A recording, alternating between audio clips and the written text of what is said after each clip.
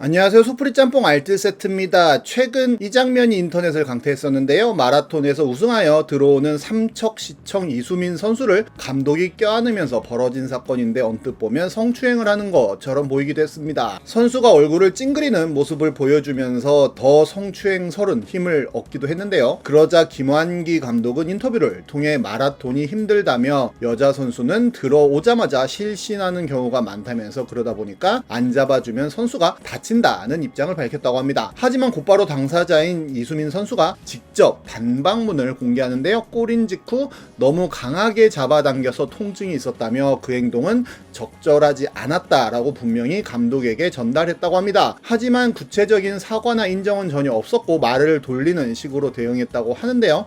오히려 이수민 선수가 걱정과 불편함을 드리게 된 점에 대해 깊이 사과드린다며 사과를 했는데 선수가 사과해야 할 일이 맞나 싶기도 합니다. 24일에는 스포티지 차량이 유턴을 하다가 모녀를 쳐서 초등학교 1학년 딸이 숨지고 30대 엄마가 중상을 입었다고 하는데요. 얼마나 세게 유턴을 했으면 차가 이 정도로 파손될지 모르겠다며 강한 처벌을 해야 한다는 여론이 많이 생겨나기도 했습니다. 이번엔 이렇게 11월에도 끊임없이 생겨났던 신종 빌런들을 모아봤습니다. 그럼 한번 볼까요? 첫 번째는 계엄령 7급 공무원입니다. 얼마 전 MBC 단독 보도로 정말 보고도 믿기지 않는 충격적인 뉴스가 나왔었는데요. 환경미화 공무원들을 괴롭히기 위해 청소차를 일찍 출발하여 뛰게 만들고 이를 뭐같이 하냐며 계속 욕을 하는 공무원이 있다고 합니다. 그 청소차의 운전자는 양양군청의 7급 공무원이라고 합니다. 심지어 계엄령 놀이라며 이불을 씌워서 아래 직원들을 폭행까지 하고 서로 밟으라고 시킨다고 하는데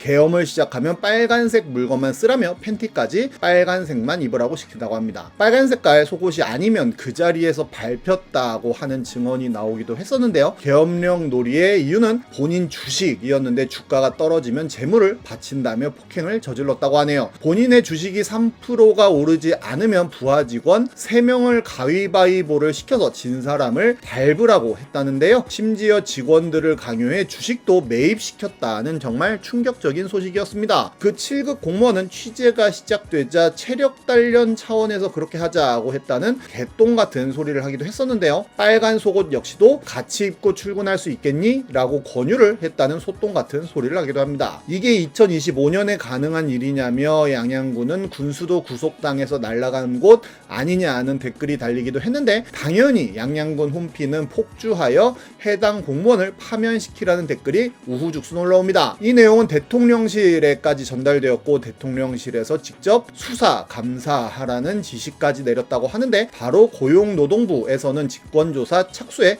들어간다는 발표를 했고 바로 입건합니다. 진짜 미친 인간 많은 것 같다는 생각밖에 들지 않네요. 다음은 휴대폰 안 줬다고 집에 불 지른 여중생입니다. 광주에서 일어났던 일인데요. 3층 작은 방에서 라이터로 이불에 불을 붙였다고 합니다. 부모가 휴대폰을 새로 사주지 않아서 불을 지른 것으로 많이 보도가 되었는데 여중생의 말에 의하면 휴대전화를 달라고 했는데 안 주니까 화가 나고 불만을 품어서 불을 지르고 나왔다고 하네요. 심지어 방화 장면 자체를 촬영하여 생중계로 SNS에 올리는 짓까지 저질렀다고 하는데요. 해당 불로 인해 주민 17명이 병원으로 이송되었고 70여 명의 주민이 대피했다고 합니다. 다행히 화재는 20여 분 만에 완전히 진화됐지만 집안과 가재도구 등이 불에 탔다고 하네요. 이 중학생은 촉법 소년은 아니라서 방화에 대한 형사 책임을 져야 한다고 하는데 심지어 자기 집에 불 지른 것도 아니고 부모랑 사는 집이 아니라 위탁가정이고 사회복지사 집인데 그냥 불 지른 거라고 합니다. 그리고 이미 예전에 뭔 짓을 저질렀는지 보호감찰 처분까지 받은 상태였다고 하는데요. 구속영장은 기각되었다고 하네요. 언젠간 사람도 잡을 수 있겠다며 사람 잘 안 바뀌더라 하는 댓글들이 많은 추천을 받기도 했습니다. 다음은 삼성바이오로직스 인사 유출 사건입니다. 11월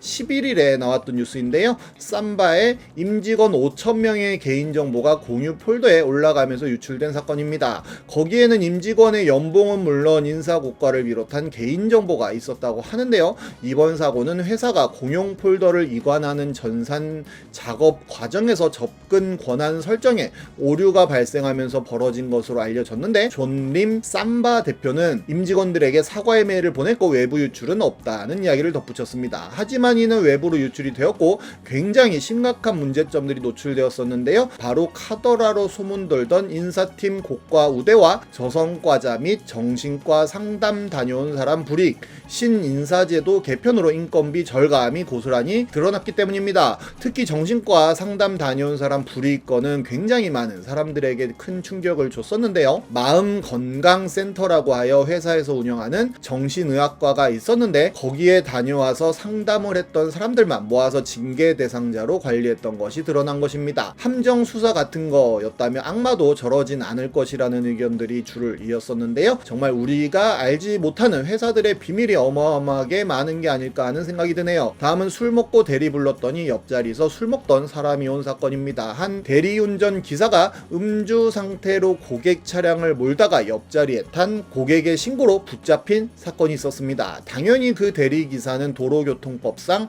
음주운전 혐의로 불구속 입건되었는데요. 대리기사는 새벽 2시 20분까지 술을 마시고 있다가 고객의 승용차를 몰면서 고양시에서 인천의 영종도까지 40km가량을 운전한 혐의를 받고 있는데, 심지어 제한속도 시속 100km, 고속도로에서 시속 150km로 과속 운전을 한 것으로 조사되었습니다. 고객의 신고를 받고 출동한 경찰이 측정한 대리기사의 혈중 알코올 농도는 면허 정지 수치였다는데요. 고객은 과속 운전을 하면서 계속해 경고음이 울려 대리기사 얼굴을 보니 주점 옆자리에서 술을 마시던 사람이었다는 취지로 주장을 했다고 하네요. 조사 결과 대리기사는 카카오티를 이용해 대리운전을 했으며 과거 음주운전으로 여러 차례 처벌받은 전력이 있는 것으로 파악됐다고 합니다. 경찰 조사에서 술을 마신 뒤 PC방에서 쉬다가 술이 깼다고 생각해 대리 호출을 받았다고 해명했다고 하네요. 다음은 동남아 여행 갔다 오고 나서 헤르페스 생긴 남편 썰입니다. 이는 빌런이라기보다도 많은 사람들의 의견이 갈렸던 사건인데, 11월 24일 네이트판에 올라온 글인데요. 결혼한 지 1년 채 안 된 30대 부부라며 남편이 9월에 3박 4일간 동성 친구들과 동남아 여행을 다녀왔다고 합니다. 이후 10월 말부터 입술 위에 수포가 올라오기 시작했다고 하는데요. 남편은 일형 헤르페스라는 생각에 대수롭지 않게 영양제와 연고를 사용했다고 합니다. 그 수포를 본 와이프는 노발대발했고